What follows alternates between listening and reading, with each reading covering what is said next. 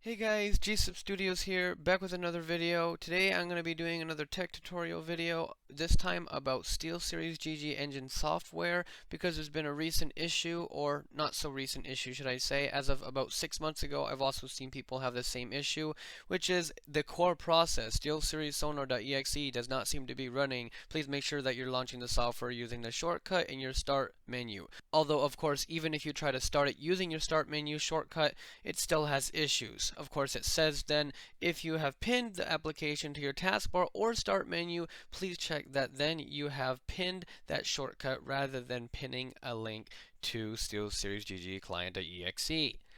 So, because of this issue, I'm going to teach you how to do the simple fix today, and it is really quite simple. So, let's get into it.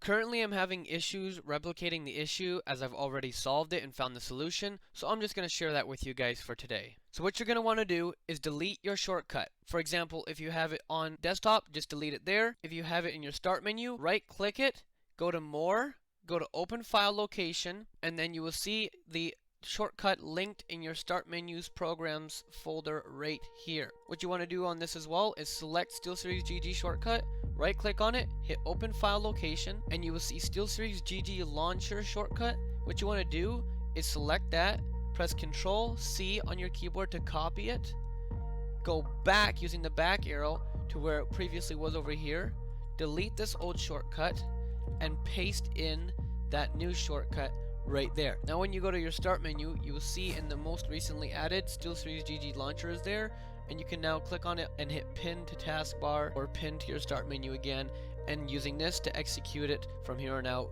will prevent that error from occurring. I hope this was useful for you. If it was, hit that like button, hit that subscribe button, and I'll see you guys all in the next one. Stay safe, y'all, and as always, peace.